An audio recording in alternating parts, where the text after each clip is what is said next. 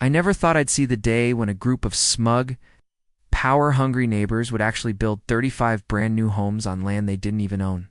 My land, the land my father left me, the land I'd spent years maintaining, paying taxes on, and carefully protecting from greedy developers.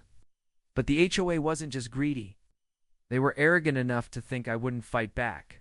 And fight back I did, though not in the way anyone expected.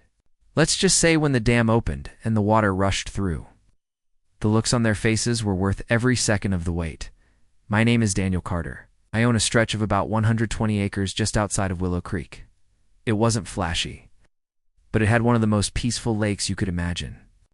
My late father built a small dam years ago to control flooding and preserve the land for future generations.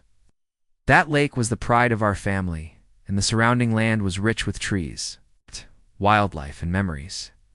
Growing up, I spent countless summers fishing with my dad, learning how to repair the dam, and hearing him say, "Son, land is power. People will try to take it if you don't stand firm." It wasn't wrong. When my father passed, the land became mine. I kept it mostly natural. Aside from the cabin I lived in and the occasional hiker I allowed to pass through, the property wasn't for sale, not at any price. But then came the HOA from the nearby development, Oakwood Meadows. It started small. I noticed surveyors near my property line one spring morning, clipboards, tripods, and smug grins. Now, when I approached, they claimed they were just checking for expansion possibilities. Expansion? Onto my land? I told them flatly that the land wasn't for sale and never would be. They shrugged and left, but I knew better than to think it was over. Within months, I got the first letter. The HOA's president, a woman named Linda Marston, wrote, "Mr. Carter, Oakwood Meadows is expanding, and your parcel of land fits perfectly. With our community vision, we're prepared to offer you $750,000 for the land." I didn't even bother replying.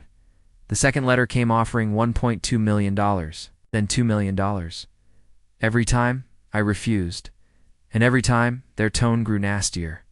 Eventually, they tried threatening legal action, claiming my dam was a hazard and that my land wasn't being properly maintained.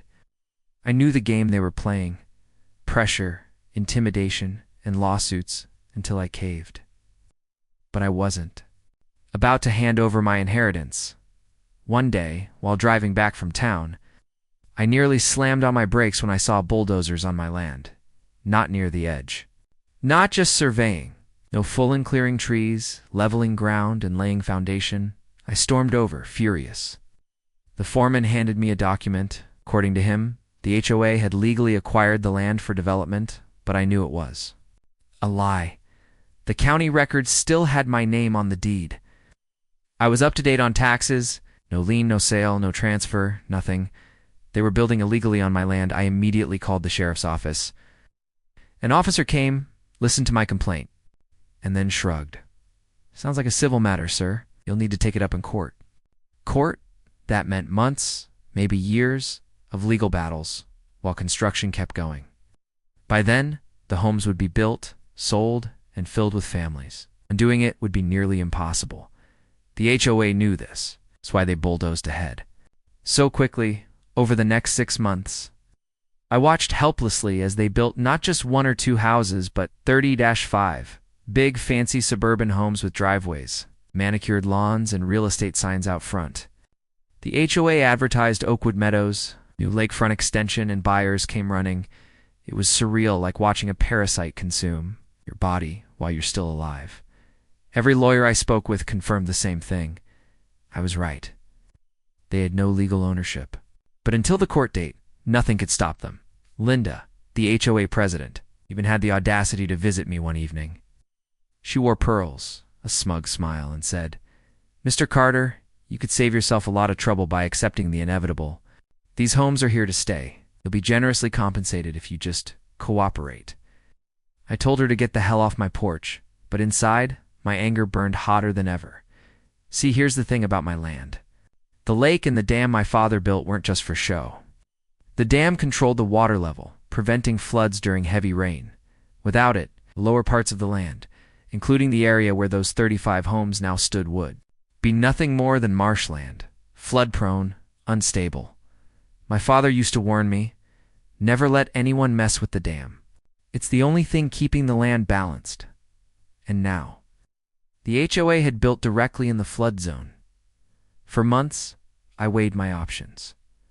Fight in court? Sure, but that was slow. Wait until after the fact. Pointless. Then one stormy night, while listening to the rain hammer the roof of my cabin, I realized something. I didn't need to wait for court. I had the dam, and the dam had the water. The timing had to be perfect. Too soon, and they'd blame me directly. Too late, and the court would have ruled, so I waited until early spring. When snow melt and rain had filled the lake to the brim, the pressure behind the dam was stronger than it had been in years. That night, under cover of darkness, I walked down to the dam. I could hear the roar of water pressing against the gates. The air was thick with tension like nature itself was waiting. I cranked the mechanism. Slowly, then all at once, the gates groaned open. Water thundered through, surging down into the lowlands. I didn't need to stay and watch, but I did. From the hill near my cabin, I saw the water carve through the land, racing toward the neat little rows of houses. Within hours, the lower streets of Oakwood Meadows were submerged, lawns vanished, driveways drowned, and basements filled with water. The dream homes turned into soggy nightmares. By morning, the HOA was in chaos. Residents screamed at Linda. Cars stalled in knee-deep water. Out. News crews showed up to document the unprecedented flooding. I stood at the edge of my property, pretending to be shocked like everyone else. When reporters asked, I simply said, "That area has always been a floodplain. My father built the dam to prevent this very thing." HOA knew that, but they built. Anyway, lawsuits flew immediately, but not against me. No, the homeowners turned on the HOA. They demanded answers. Why weren't they told it was flood-prone? Why had they built without proper ownership? Why weren't permits in order? Linda tried to spin it, but the county quickly got involved. Turns out, not only had the HOA forged documents to justify construction, it also bribed a zoning officer to look the other way. Now, it was fraud.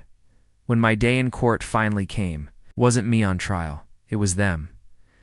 The judge reviewed the deed records, the tax receipts, the permits. My ownership was airtight. The HOA had zero legal claim.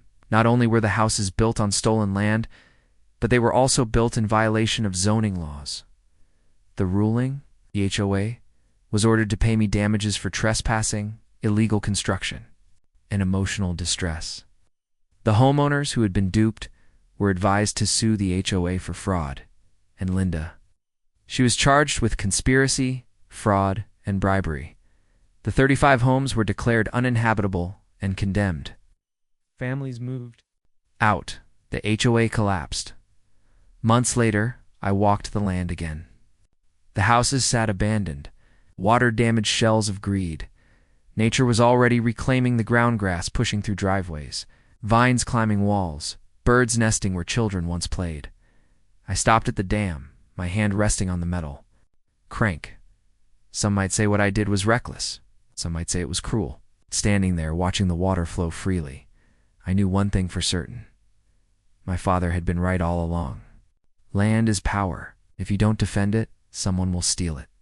The HOA learned that the hard way, and me. I slept better than I had in years, because sometimes justice doesn't come from a courtroom.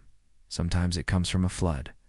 This story is just the beginning. There is so much more ahead.